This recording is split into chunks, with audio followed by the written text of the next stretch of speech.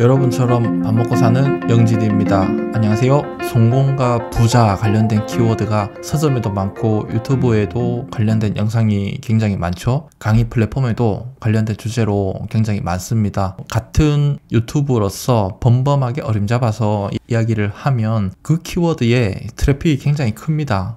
대중들이 굉장히 관심 있게 여긴다는 거예요. 유튜버들은 그쪽 관련된 내용을 다룰 수밖에 없겠죠. 그러다 보면 경쟁이 치열해지니까 자연스럽게 자극적인 영상을 만들 수밖에 없고요. 선택을 받게 되니까요. 대중들한테. 이런 현상 속에 실천력과 행동을 강조하는 부분이 있어요. 그러면 실천력과 행동을 어떻게 키울 수 있을까요? 바로 스케줄입니다. 스케줄 이야기는 뒷부분에 가서 다시 이야기를 나누겠습니다. 많은 자기계발서 그리고 유튜버들의 이야기를 들어보면 실천력을 굉장히 강조합니다. 실천력이란 거는 당연한 거죠. 행동이 없으면 결과도 없잖아요. 뭔가 아웃풋을 냈을 때 거기에 개선점을 찾든 혹은 긍정적으로 나아가든 성공이든 실패든 뭔가 퍼포먼스가 있어야 결과가 있다는 이야기거든요. 지금 당장 뭐 행동하라, 실천하라, 의지도 없으면 때려쳐라, 거칠게는요. 이런 이야기가 있는데 물론 100에 1명 정도는 실천까지 나아갈 수는 있어요. 우연으로나 혹은 자신의 결핍이 그 말에 연결이 되어서 실천으로 갈 수 있습니다. 100에 1명 정도는. 나머지 99명은 실천으로 갈 가능성이 매우 희박해요. 자, 왜 그런지 이야기 드리겠습니다. 신경회로와 관성이 없기 때문입니다. 그 말을 할 때에 작가가 될 수도 있고 유튜버가 될 수도 있고 강사가 될 수도 있죠. 그 상황에 굉장히 고치되어 있어서 그 말을 합니다. 말을 듣는 청중은, 독자는, 구독자는 의식적으로 동기부여로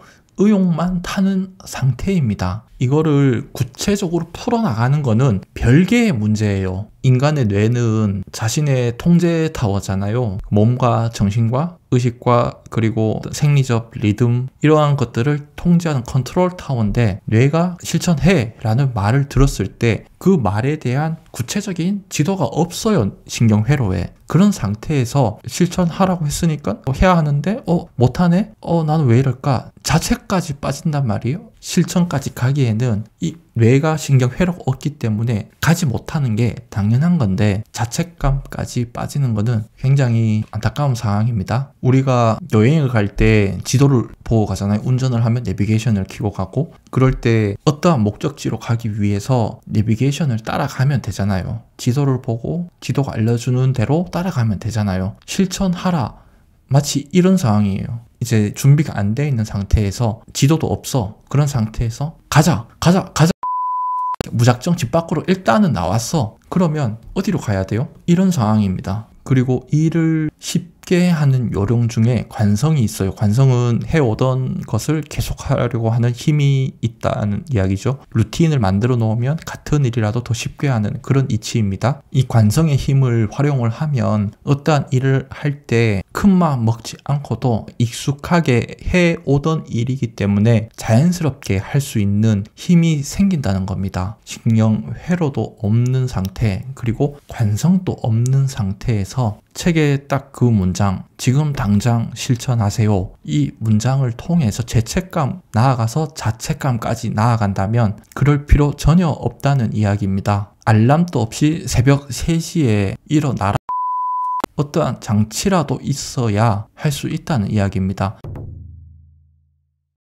자, 그 장치가 뭘까요? 바로 스케줄입니다. 여러분 속지 마세요. 여러분이 절대로 실천력이 없어서 부족해서가 아니에요. 관성도 없고 신경회로가 없어서입니다. 그리고 기준을 만들기 위해서 스케줄이 굉장히 유용합니다. 연, 월, 주, 일 그리고 매일 아침 그날의 스케줄을 계획하는 과정 중에 그 일정 하나하나에 대해서 시각화를 해보고 오늘의 작은 일정이 다음 주로 어떻게 연결되고 다음 주에서 이번 달로 어떻게 연결되고 다음 달로 어떻게 연결되고 이러한 로드맵이 매일 아침 그려져야 합니다. 머릿속으로 시각화 시켜야 합니다. 뇌 입장에서 시뮬레이션을 해보는 행위거든요. 그래서 하루의 시작은 사무실 데스크 앞에서 시작하는 게 아니고 미리 하루의 일정을 계획할 때부터 하루가 시작되는 거예요. 그때부터 신경회로를 활성화시켜 두는 거예요. 컴퓨터를 부팅시켜 놓는 거예요. 그때부터. 물론 완벽할 수는 없어요. 못한 거나 이제 연기를 해야 되는 거는 일정을 조율을 해야겠죠. 중요한 것은 매일 아침 그러한 행위를 해야 하는 것과 만약에 계획을 했다면 그것을 완성하는 것까지 하나의 단위로 시퀀스를 만드는 겁니다. 행동이 반복되면 누적되고 그러다 보면 자연스럽게 완성이 생겨요. 어떤 분은 이것을 하는 행위에 도파민이 분비가 되어서 이것 자체로 보상이 되기 때문에 중독된다. 그러다 보면 이제 성공으로 간다. 표현도 하거든요. 같은 이야기예요. 관성을 붙여놓으면 덜 힘들게 굉장히 쉽게 할 수 있습니다. 스케줄이 물리적인 장치입니다. 새벽 3시에 알람도 없이 어떻게 일어날 수 있나요? 못 일어납니다. 그런데 알람 하나만 켜놔도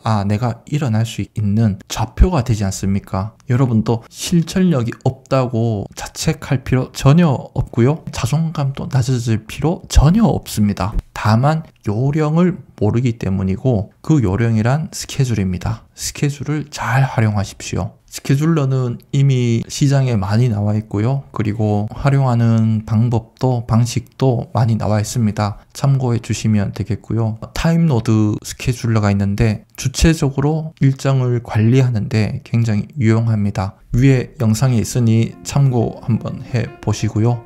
오늘 또 시청해 주셔서 감사합니다. 안녕히 계세요.